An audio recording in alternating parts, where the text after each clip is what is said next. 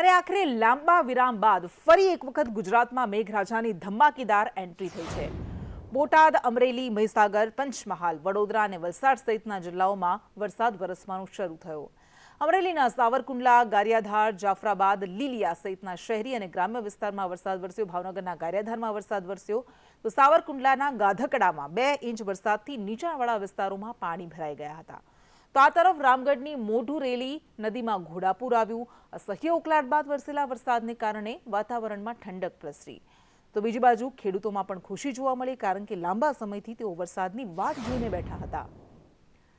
તો ભાવનગરના ગારિયાધારમાં આજે ધોધમાર વરસાદ ખાબક્યો। પોણા કલાકની અંદર જ 2 ઇંચ જેટલો વરસાદ વરસતા ગારિયાધાર મુશળધાર થયું। પાછેગામ રોડ, આશ્રમ રોડ, બાયપાસ રોડમાં પાણી ભરાઈ ગયા। રાજપૂતવાડી, વાવ દરવાજા વિસ્તારમાં પણ વરસાદ વરસ્યો, જેના કારણે પાકને જીવનદાન મળ્યું। તો સાવરકુંડલાના ગ્રામ્ય વિસ્તારમાં પણ મેઘરાજા મહેરબાન બન્યા। બારડા, રામગઢ, લીખાળા, ગાધકડા, વીજપડી, આંબરડીમાં વરસાદ વરસ્યો। ગાધકડામાં 2 ઇંચથી વધારે વરસાદ ખાબક્યો તો રામગઢ, બારડામાં પણ વરસાદને કારણે ખેતીને ફાયદો થશે। રામગઢની મોઢુરેલી નદીમાં ઘોડાપૂર આવ્યું। લાંબા સમય બાદ વરસાદ વરસવાને કારણે ખેડૂતોમાં ખુશી જોવા મળી રહી છે। લાંબા સમય બાદ અમરેલીના લીલિયામાં પણ મેઘ સવારી જોવા મળી। વીજળીના કડાકા સાથે ધોધમાર વરસાદ ખાબક્યો। લીલિયા શહેર અને આસપાસના વિસ્તારોમાં વરસાદ વરસવાનો શરૂ થઈ ગયો હતો। ધોધમાર વરસાદને કારણે જગતનો તાત ખુશખુશાલ થયો છે। તો અમરેલીના જાફરાબાદ તાલુકામાં પણ વરસાદ વરસ્યો। જાફરાબાદના ગ્રામ્ય વિસ્તારોમાં વરસાદ ખાબક્યો। લોર, ફાચરિયા, પીંછડી, જીકાદરી, હેમાળ, માણસામાં વરસાદ વરસવાનો આજે શરૂ થઈ ગયો હતો।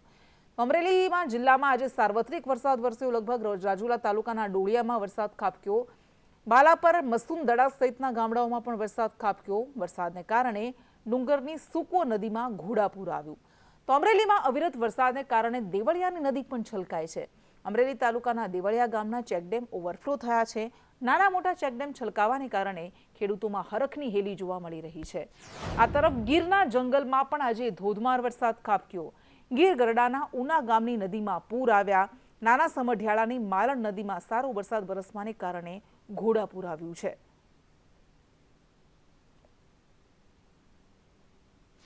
આ તરફ મહીસાગર જિલ્લામાં પણ લાંબા વિરામ બાદ મેઘો મંડાયો।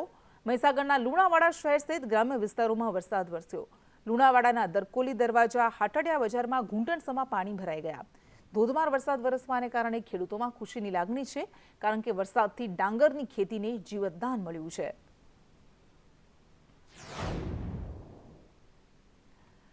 તો આ 2 દ્રશ્યો અમે આપને બતાવી રહ્યા છીએ। અમરેલીના ધારીમાં પણ આજે સારો એવો વરસાદ વરસ્યો હતો, તો ગીર પંથકમાં પણ આજે વરસાદ ખાબકવાનો શરૂ થઈ ગયો હતો। 2 અલગ અલગ દ્રશ્યો અમે આપને બતાવી રહ્યા છીએ। અમરેલી જિલ્લામાં આજે લગભગ સાર્વત્રિક વરસાદ જોવા મળ્યો। કોઈક પંથકને બાદ કરતા બધી જ જગ્યાએ આજે મેઘરાજાની ધમાકેદાર એન્ટ્રી થઈ છે। ખાંભા ગીરમાં આજે વરસાદ વરસ્યો। ખાંભા ગીરના ગ્રામ્ય વિસ્તારોને આજે મેઘરાજાએ ગમરોળ્યા હતા। ધારી અને ખાંભા ગીરના આ દ્રશ્યો સવારથી જ વરસાદી માહોલ જામ્યો હતો અને લાંબા વિરામ બાદ આખરે ફરી એક વખત મેઘરાજાએ રી-એન્ટ્રી, ધમાકેદાર એન્ટ્રી કરી છે। આ તરફ રાપર શહેરમાં પણ ધોધમાર વરસાદ વરસ્યો છે। 1 કલાકમાં 2 ઇંચથી વધુ વરસાદ ખાબકતા સર્વત્ર પાણી પાણી થઈ ગયું। નંદાસર, રવ કલ્યાણપુરમાં પણ વરસાદ ખાબક્યો। આ ઉપરાંત સલારી, ગેડી, ફતેગઢ વિસ્તારમાં પણ વરસાદ વરસ્યો, જેના કારણે નીચાણવાળા વિસ્તારોમાં પાણી ભરાઈ ગયા હતા। વાત કરીએ પંચમહાલની, તો પંચમહાલ જિલ્લામાં પણ લાંબા સમય બાદ મેઘરાજાનું આગમન થયું। હાલોલ, કાલોલમાં વીજળીના કડાકા સાથે વરસાદ વરસવાનું શરૂ થઈ ગયો હતો। કાલોલના વેજલપુર સહિતના વિસ્તારોમાં આજે ધોધમાર વરસાદ વરસ્યો તો ગીર સોમનાથના તાલાલા શહેરમાં પણ છૂટો છવાયો ધીમી ધારે વરસાદ ખાબક્યો। તાલાલા શહેર અને ગ્રામ્ય પંથકમાં આજે વરસાદ વરસવાનો શરૂ થઈ ગયો હતો। માધુપુર ગીર, ધાવા, સુરવા, ગુંદરણ સહિતના ગ્રામ્ય પંથકમાં આજે વરસાદ વરસ્યો।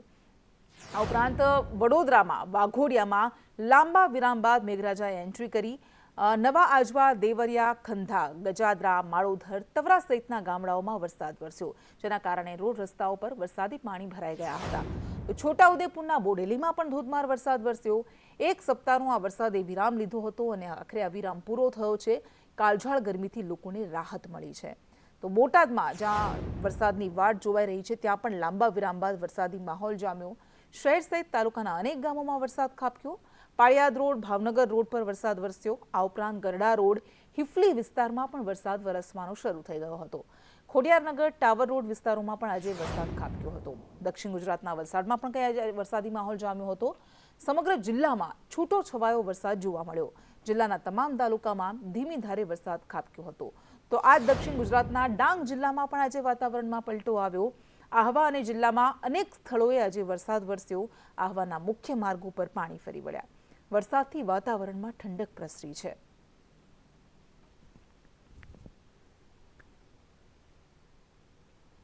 અરવલ્લીના બાયડમાં ટ્રક અને એસટી બસ વચ્ચે અકસ્માત સર્જાયો. આ અકસ્માતમાં કુલ 15 લોકો ઈજાગ્રસ્ત થયા છે. ઈજાગ્રસ્તોને સારવાર અર્થે નજીકની હોસ્પિટલમાં ખસેડવામાં આવ્યા છે. ટ્રકનો ડ્રાઈવર કેબિનમાં ફસાઈ ગયો હતો. ડ્રાઈવરને જેસીબીની મદદથી બહાર કાઢવામાં આવ્યો. બાયડ કપડવંજ હાઈવે પર અકસ્માત સર્જાયો હતો, જેમાં 15 લોકો ઈજાગ્રસ્ત થયા, જેમને હાલ સારવાર અર્થે ખસેડવામાં આવ્યા છે. તો જેસીબીથી ડ્રાઈવર જે ફસાઈ ગયો હતો કેબિનમાં, તેને બહાર કાઢવામાં આવ્યો. આખા ગુજરાતમાં કેવી રીતે ભૂતિયા શિક્ષકોનો ખેલ ચાલી રહ્યો હતો એ એક બાદ એક ઘટનાઓ સામે આવવાની શરૂ થઈ અને બનાસકાંઠામાં ડીપીઈઓની ભૂતિયા શિક્ષકો સામે આખરે કાર્યવાહી શરૂ થઈ છે. 9 જેટલા શિક્ષકોને બરતરફ કરવામાં આવ્યા છે. સતત 1 વર્ષથી આ શિક્ષકો ગેરહાજર રહેતા હતા, તેમની સામે કાર્યવાહી કરવામાં આવી છે. શિક્ષકોના રાજીનામા ગણીને બરતરફની કાર્યવાહી કરવામાં આવી છે. તો બનાસકાંઠાથી એક કિસ્સો સામે આવ્યો હતો કે જ્યાં ભૂતિયા શિક્ષક, એક શિક્ષક કે જેઓ અમેરિકામાં વસતા હતા અને પગાર લેતા હતા, ત્યારબાદ આખા રાજ્યમાં આવી ઘટનાઓ આવવાની શરૂ થઈ અને હવે બનાસકાંઠામાં મોટી કાર્યવાહી. 9 શિક્ષકોને એમની બિનઅધિકૃત ગેરહાજરીના દિવસથી એમને બરતરફ કરવાના હુકમ કરવામાં આવેલ છે. આવતીકાલથી વિધાનસભાનું 3 દિવસીય ચોમાસુ સત્ર શરૂ થશે. આ ચોમાસુ સત્ર દરમિયાન કેટલાક મહત્વના વિધેયક પસાર કરવામાં આવશે. ગુજરાત અંધશ્રદ્ધા નિર્મૂલન બિલ પસાર કરવામાં આવશે. ગુજરાત હાઈકોર્ટની ટકોર બાદ સરકાર આ બિલ રજૂ કરશે. આ બિલમાં આરોપીઓ સામે કાર્યવાહી માટે મહત્વની જોગવાઈ છે. અંધશ્રદ્ધાનું આચરણ કરનાર, આ ઉપરાંત કરાવનાર સામે પણ કાર્યવાહી કરવામાં આવશે. દુષ્પ્રેરણા આપનાર સામે પણ કાર્યવાહી કરવામાં આવશે. કાયદામાં 6 મહિનાથી લઈને 7 વર્ષ સુધીની સજાની જોગવાઈ છે. 5,000થી લઈને 50,000 સુધીના દંડની જોગવાઈ છે. અંધશ્રદ્ધાના કેસ બિનજામીનપાત્ર ગુનો ગણાશે. માનવ બલી, અમાનુષી કાર્ય સજાપાત્ર ગુનો ગણાશે. અઘોરી પ્રવૃત્તિ, કાળા જાદુના કૃત્ય કરવા પણ ગુનો ગણાશે.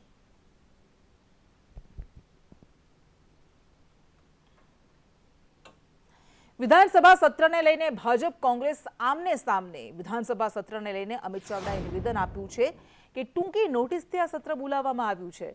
રાજ્યના અનેક વિષયો છે, અનેક મુદ્દાઓ છે. કોંગ્રેસે પૂછેલા ટૂંકી મુદ્દતના પ્રશ્નો રદ કરવામાં આવ્યા છે. બહુમતીના જોરે અમારા પ્રશ્નોને રદ કરવામાં આવ્યા. વિધાનસભાનું સત્ર માત્ર 3 જ દિવસનું છે. ઓછામાં ઓછું 10 દિવસનું સત્ર બોલાવવું જોઈએ. અમિત ચાવડાના આક્ષેપ પર મંત્રી ઋષિકેશ પટેલે જવાબ આપ્યો કે નિયમ પ્રમાણે 3 દિવસનું સત્ર યોજાઈ રહ્યું છે. ટૂંકી નોટિસથી સત્રની જાહેરાત થયા પછી પણ જ્યારે પ્રજાના પ્રતિનિધિઓ આજે ગુજરાતમાં રાજકોટમાં અગ્નિકાંડ થયો હોય કે ફોરેસ્ટની ભરતીની પરીક્ષાના કૌભાંડો હોય, નકલી કચેરીઓથી લઈને નકલી હુકમોના કૌભાંડો હોય, ભૂમાફિયાઓ બેફામ થયા હોય, ખેડૂતોના પ્રશ્નો છે, ભરતી પ્રક્રિયાના પ્રશ્નો છે, આવા અનેક પ્રશ્નોથી જ્યારે ગુજરાતના લોકો ત્રસ્ત હોય તો એ પ્રશ્નોને વાચા મળે એટલા માટે કોંગ્રેસ પક્ષ દ્વારા જે ટૂંકી મુદતના પ્રશ્નો પૂછવામાં આવ્યા એ પણ મોટે ભાગના પ્રશ્નો રદ કરી દેવામાં આવ્યા છે. સરકાર ચર્ચાથી જ ભાગી રહી છે, એટલે સત્ર લંબાવવા માટે અમે પહેલાં પણ પત્ર લખીને માગણી કરી હતી કે 10 દિવસનું સત્ર બોલાવવું જોઈએ. ગુજરાતમાં અનેક પ્રશ્નો છે, એ પ્રશ્નોની ચર્ચા થવી જોઈએ. આપણે એ નિયમ પ્રમાણે 3 દિવસનું સત્ર અને મહત્ત્વના બિલો જેવા કે કાળા જાદુ, જીએસટીનું બિલ, યુનિવર્સિટી સુધારા બિલ, સાથે સ્પેશિયલ કોર્ટનું બિલ, આ વગેરે 5 બિલો આ સત્ર દરમિયાન મુકાવાના છે. કેટલાક ગુજરાતના દિગ્ગજ નેતા શંકરસિંહ વાઘેલાએ કેન્દ્રીય ગૃહમંત્રી સાથે મુલાકાત કરી. અમિત શાહ સાથે તેમણે બંધ બારણે મુલાકાત કરી, જેના કારણે ચર્ચાઓએ વેગ પકડ્યું. ગાંધીનગર સર્કિટ હાઉસમાં અમિત શાહ સાથે શંકરસિંહ વાઘેલાએ મુલાકાત કરી. બંને વચ્ચે 20 મિનિટ જેટલી વાતચીત થતા 20 મિનિટ કરતાં પણ વધારે સમય માટે આ મુલાકાત ચાલી હતી.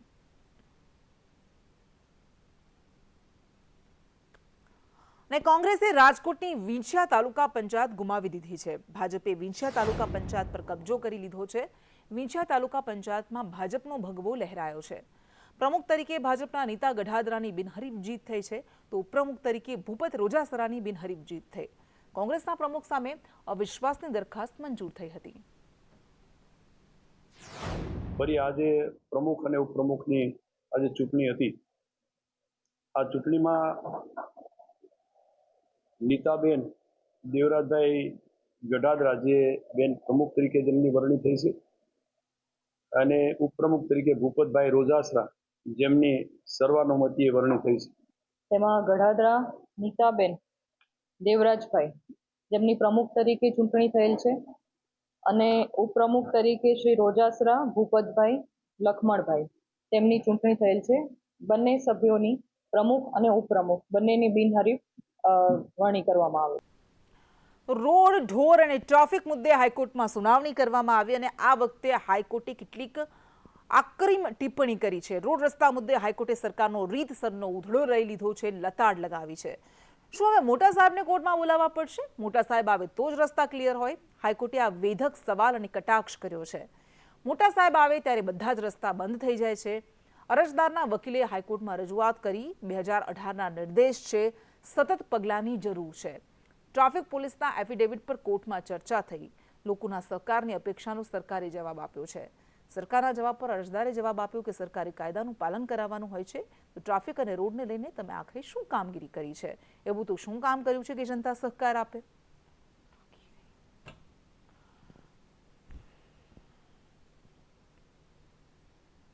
પ્લાસ્ટિક પર પ્રતિબંધ અંગે હાઈકોર્ટમાં સુનાવણી થઈ. હાઈકોર્ટે જૂનાગઢ કલેક્ટર અને જીપીસીબીને નોટિસ ફટકારી છે. કલેક્ટર અને જીપીસીબીને જવાબ રજૂ કરવા માટે આદેશ આપવામાં આવ્યા. ગંદકી મુદ્દે અરજદારે ફોટા હાઈકોર્ટને સોંપ્યા. હાઈકોર્ટે કહ્યું કે જૂનાગઢમાં પ્રતિબંધનો અમલ કરાવો. ગિરનાર પર્વત પર થતા પ્લાસ્ટિકના ઉપયોગ પર રોક લગાવવામાં આવે.